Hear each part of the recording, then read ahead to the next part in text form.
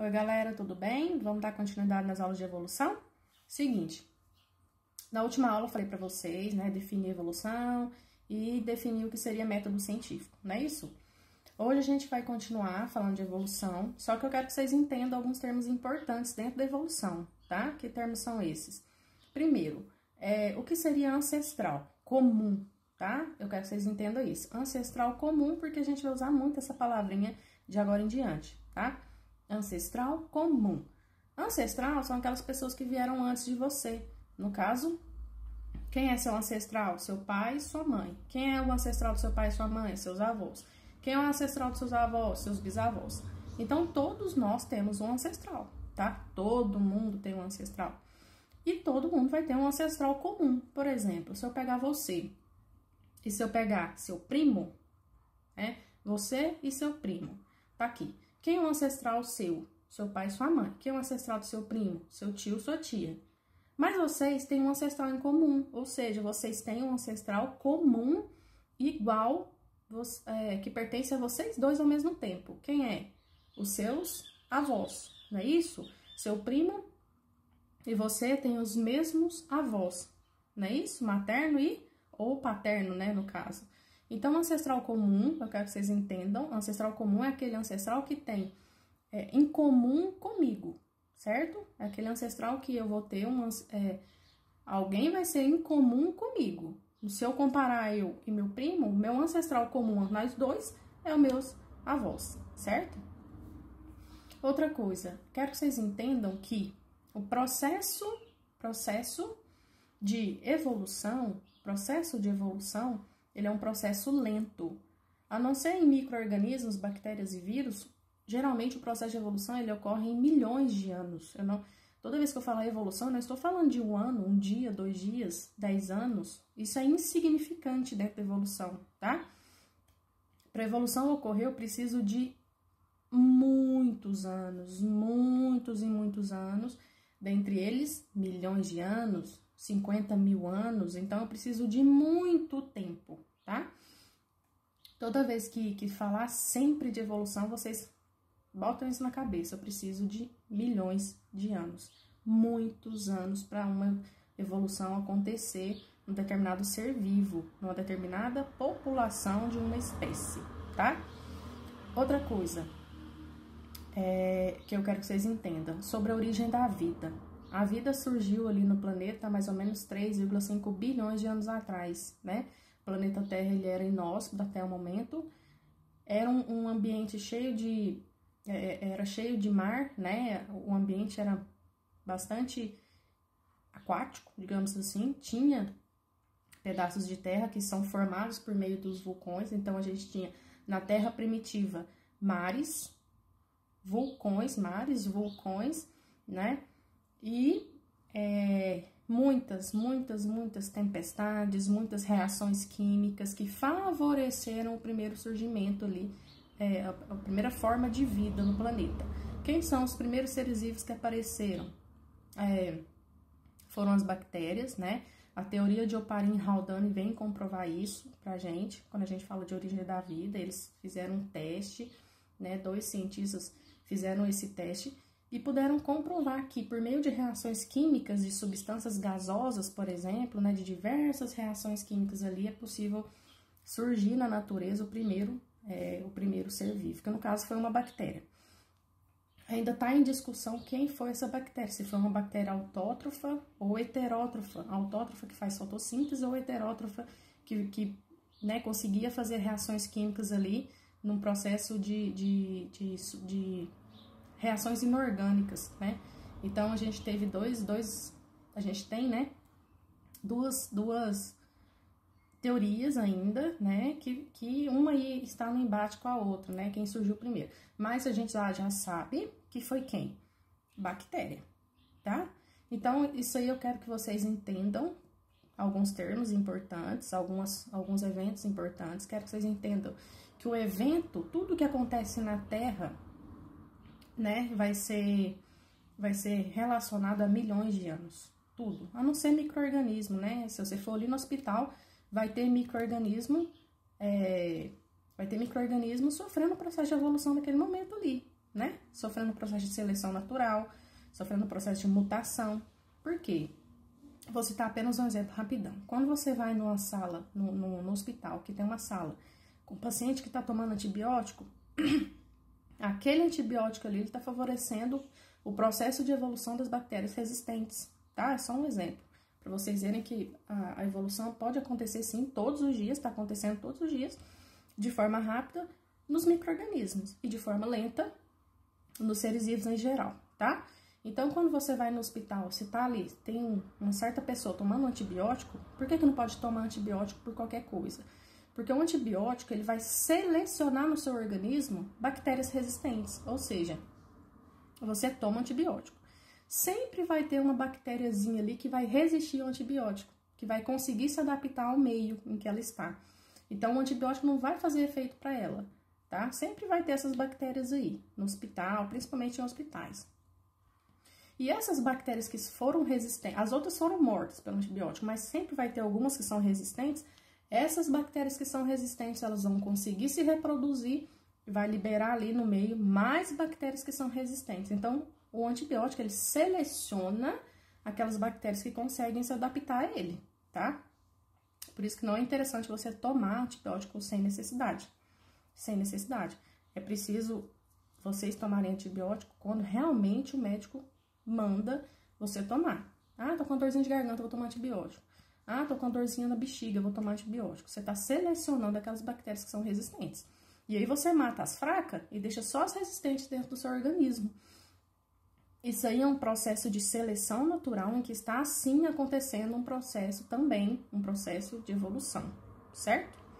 Então, vamos lá. A gente vai ver agora os próximos vídeos, o próximo vídeo que eu gravei, na verdade, falando sobre uma das evidências da evolução. A gente tem 3 evidências na evolução, ou seja, o que é evidência? Algo que comprova para mim, né?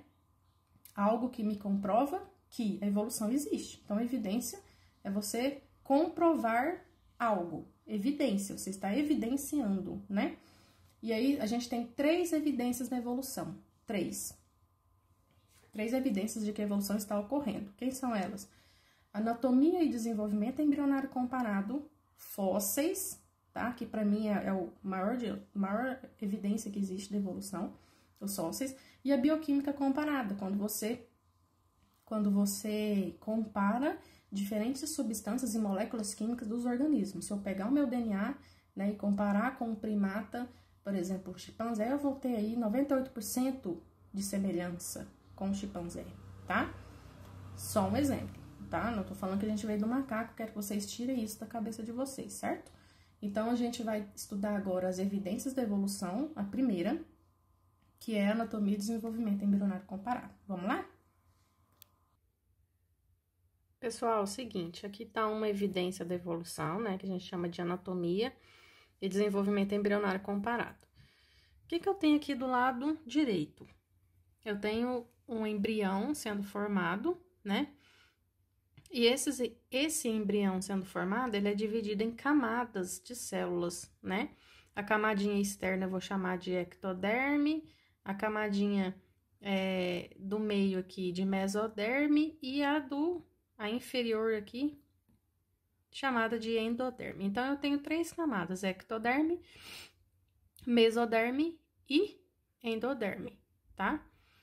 Essas 3 camadas, nos seres vivos vertebrados, elas vão dar origem futuramente, né? Quando o ser vivo estiver formado, vai dar origem a uma estrutura diferente do corpo. Por exemplo, a ectoderme, que é essa camada aqui, ó, externa, ela vai dar origem a quê?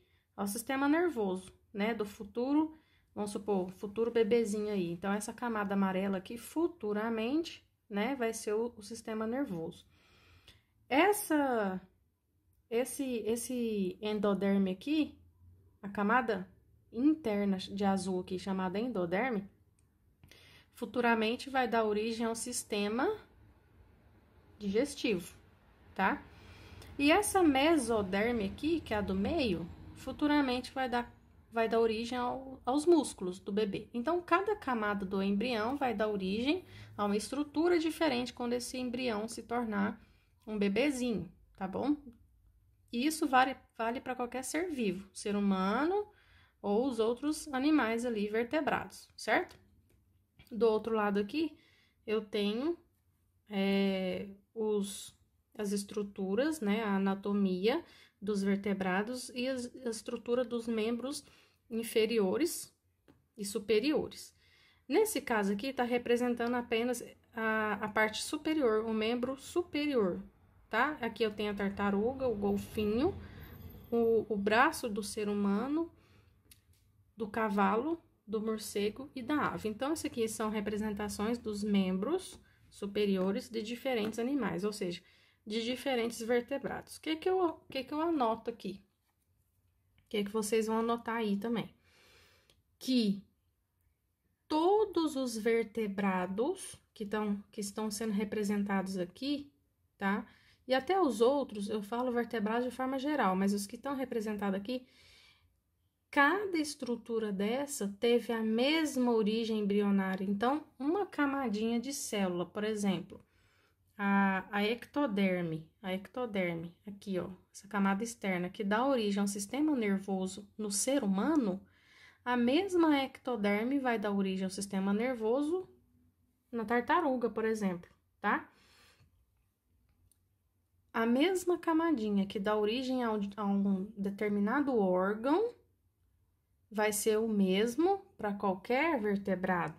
Então, aqui eu tenho a representação dos membros superiores. Além disso, o que eu quero que vocês anotem? Que os ossos que tem na tartaruga vai ter também aonde? No ser humano. O mesmo osso. Às vezes com um formatinho diferente, né? Mas é o mesmo osso. Olha só. O rádio, a tartaruga tem um osso chamado rádio, a gente também tem.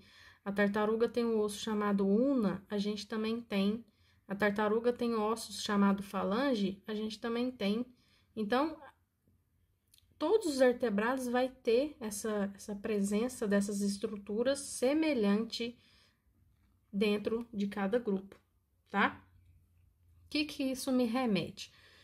Me leva a crer que todos os vertebrados que existem hoje tiveram o mesmo ancestral comum.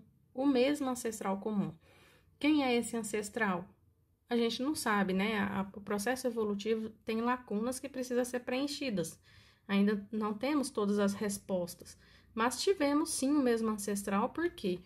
Porque os órgãos têm a mesma origem embrionária e o mesmo osso que está presente em mim, está presente no cavalo, está presente no golfinho, está presente na tartaruga, com formatos diferentes, mas com a mesma origem embrionária, certo? Essa é a primeira evidência, anatomia comparada.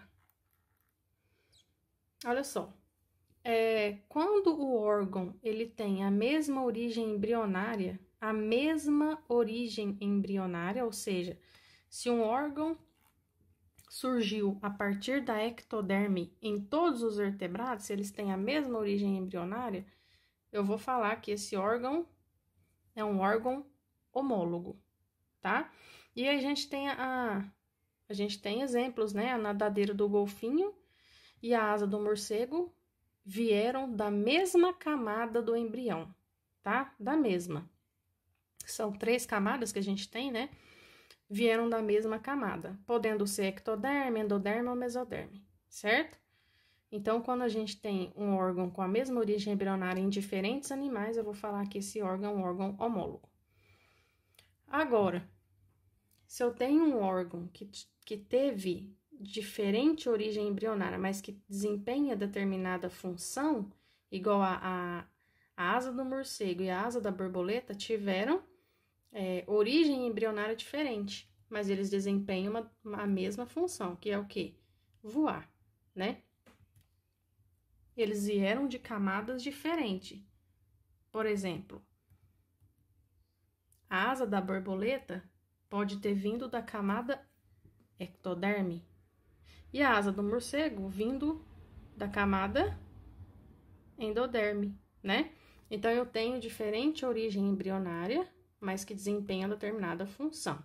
Então, qual é o nome desse órgão? Órgão análogo, têm origem embrionária diferente, né? Mas desempenham a mesma função, certo?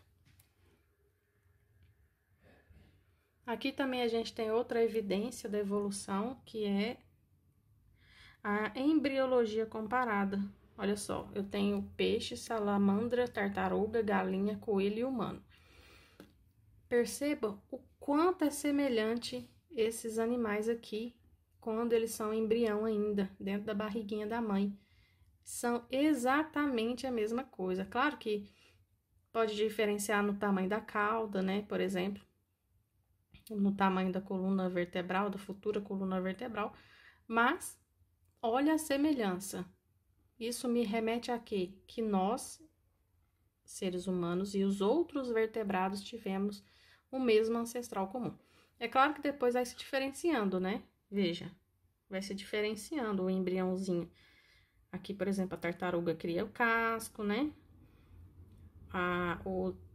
As aves criam a asa, né? Vai diferenciando. Mas no início somos exatamente iguais. Temos o mesmo ancestral comum. Beleza? Então, essas aqui são as evidências que a evolução ocorre e que ainda está ocorrendo. A gente vai ver as próximas evidências na próxima videoaula, certo?